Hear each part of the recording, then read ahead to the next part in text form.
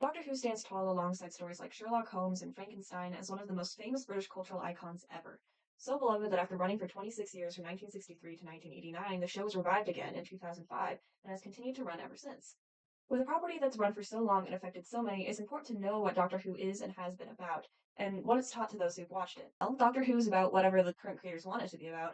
The show's ability to take its characters wherever and whenever creates endless opportunity for commentary, which is perfect for a sci-fi story. The show's original creator, Sidney Newman, was once quoted as saying in a Doctor Who magazine that he was an avid lover of science fiction precisely for being a marvelous way and a safe way of saying nasty things about our own society. Sidney Newman was a Canadian producer and screenwriter who moved to Britain in the 50s and worked as head of drama at ABC before moving to the same position at the BBC. He had the initial idea for Doctor Who, and after his first picks for a producer turned him down, he appointed Verity Newman to the position, making her the youngest and only woman producer in Britain at the time. He believed in shaking up the networks he came to, uplifting younger voices, and focusing on the lower classes that were largely neglected at the time. C.E. Weber was a British television writer and playwright who helped a lot with development and wrote a pilot and episode scripts, but most of his writing went unused or was reworked. The BBC profile on him specifically notes that he emphasized the need for the show to be flexible to any sci-fi concept. I think that idea has contributed to Doctor Who's great success and longevity and its ability to create great commentary. Donald Wilson was a Scottish television writer and producer who claimed to have come up with the show's name. He worked with Weber to develop the show's format, and alongside Newman, pushed back against Verity Lambert, favoring the Daleks and their first story. After the episode's success, though, Wilson told her that she clearly knew the show better than he did and promised not to interfere with her again, which I think is pretty cool. Finally, Verity Lambert, my queen, was a British television producer, but first met Newman at ABC when she was a PA. He described her as being bright and gutsy. She used to fight and argue with him, even though she was not very high level. Staying behind what she believed garnered Lambert lots of success. She first became widely known after she greenlit Terry Nation's Dalek script when the Daily Mail did a segment on her and the episodes. She left the show during season 3 in 1985 because she felt it was time for a new perspective to come in. Still, her presence was felt, and she left a significant impact on the show. And it's small but kind of silly, but while watching these early episodes, it made me really happy to see Verity Lambert's name proudly closing the credits every time, especially when the woman who produced the theme song, Delia Derbyshire, wasn't credited for it until much later. Who the main actors were is a little less important since they weren't involved with the writing, but they do still have an impact on what the show is saying. For example, William Hartnell, who played the Doctor, had previously been typecast into a lot of gruff military roles, and as a man with grandchildren, he appreciated being in a role more marketed toward and approachable for children. He was also known for being xenophobic and generally bigoted, but still maintaining good personal relationships with lots of people, so a bit of a mixed bag. William Russell, who played Ian Chesterton, Susan's science teacher turned companion, was very committed to Doctor Who even after his character left the show, doing voice work for audiobooks and returning for episodes and things like that. And his second wife was a black doctor, so I doubt he was particularly racist, at least. Jacqueline Hill played Barbara Wright, Susan's history teacher turned companion, and had the first spoken line in the show, which I think is pretty cool. She had a rough childhood and focused on raising a family for a while after leaving Doctor Who. But she also did a few small roles afterwards, working with her director husband. And then finally, there's Carol Ann Ford, who played Susan Foreman, the Doctor's granddaughter. The Time Lords are not yet wiped out at this point. She is the only still living original cast member and hasn't acted much since her role, but she has reprised Susan a couple of times. The final note I have on the cast is that by having the main cast be evenly split gender-wise, women get to do a fair bit of important things in the plots, and though they are still generally sidelined in action and physical activities especially, I still appreciate it. Okay, now to really get into what the show is saying and what its cultural impacts might have been, there are 3 arcs in the 10 episodes I've watched that I'm going to go over. Firstly, the Dalek episodes. In the beginning, they focus on some of the Doctor's character flaws. The first reason he and his companions are in peril is because he tells a lie that forces them all to enter a city where the Daleks are and get captured, as well as suffer from radiation sickness they didn't realize they'd be subjected to. The show is saying here that even authority figures can be fallible, and that focusing on our selfish interests can lead to unintended consequences. Ultimately, though, these 5 episodes revolve around everyone's conflict with the Daleks, who are a parallel of the Nazis.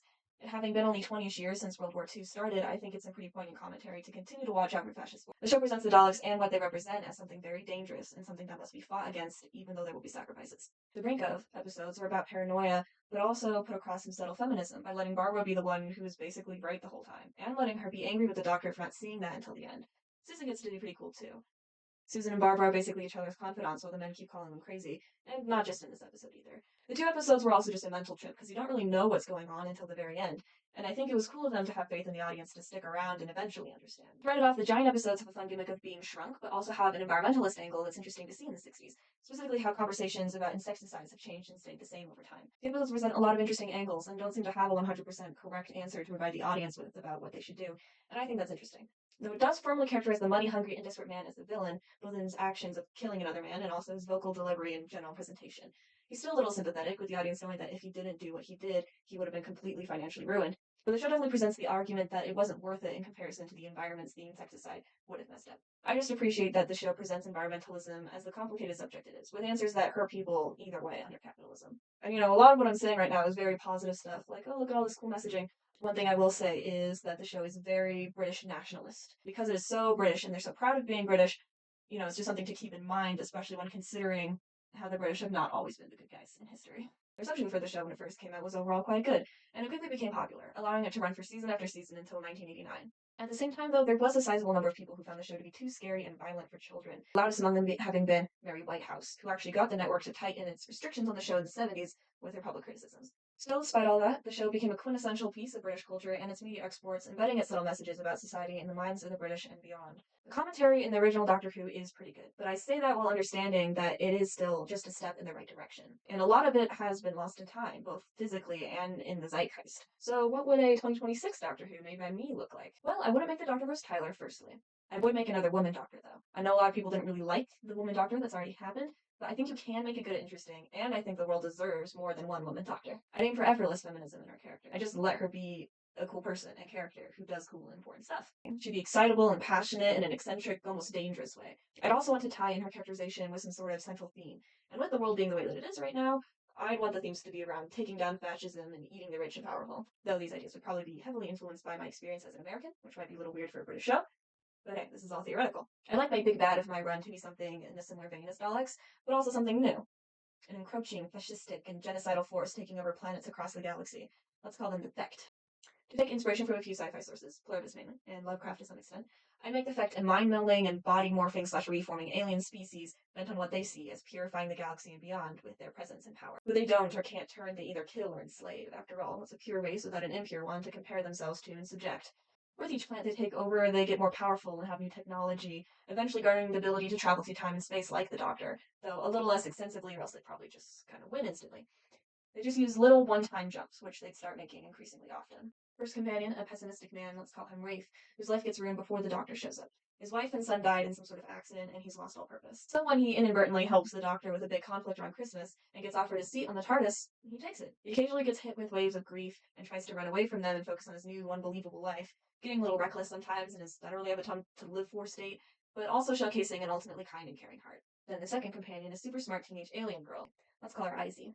I don't think it would be a big stretch to give the Doctor an unspoken no kids rule, but Izzy's planet was decimated by the Thect, and she's been on her own for a while, having somehow avoided death and being one of the very few survivors. Her people had been resistant to changing and deemed too dangerous to keep alive because of their natural high intellect. Rafe can't stand the idea of leaving her behind in any way, and to be honest, the Doctor can't either, despite herself. And Izzy practically falls in love with the TARDIS. Personality-wise, she'd be pretty similar to the Doctor, but more starry-eyed and emotionally volatile and trauma and all, and somehow even more stubborn.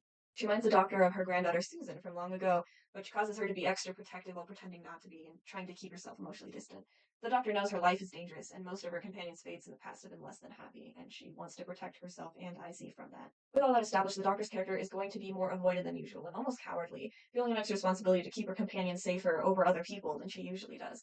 There's a new threat encroaching on the universe, taking over planets and genociding people, but the Doctor runs away from it through time and through forced nonchalance, only going to places and times she thinks she knows are mostly safe, internally promising to come back to the threat later when she's found a place to drop Izzy off, helped Rafe value his life again. When Izzy especially pushes back and wants to face the fact and try to get her planet back, the Doctor's like, it's not our place. You're just a kid, and I'm just a traveler. There are far more powerful forces in the universe. They will handle it. But the truth is you can't just avoid fascism. And as hard as it is, you can't always put the safety of the people you care about first. In my opinion, you always have a responsibility to say no and to not preemptively comply, especially if you're in a place of power and comfort. You also have to face your personal traumas and let it hurt and process, or they'll destroy you. That's what the Doctor and her companions have to painfully learn in my run of the show, and by proxy the audience. That's what my 2026 Doctor Who would be about. Doctor Who is a fun, hugely popular, and deeply culturally impactful show about a lot of things. But I think at the heart of it all, Doctor Who has always been about utilizing its premise and genre to say nasty things about our society.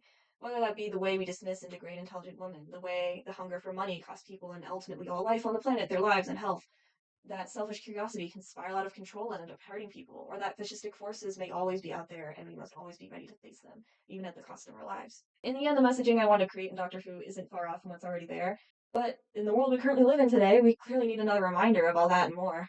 Nevertheless, I'm glad Doctor Who exists, and I'm sure it inspired generations of people in and outside of Britain to think a little more about the world around them and Wonder how they can make it better. Certain things were certainly of its time in the beginning and always. Certain things are always of its Britishness. But I think Doctor Who has almost always been at least trying to take steps in the right direction, and that's worth something.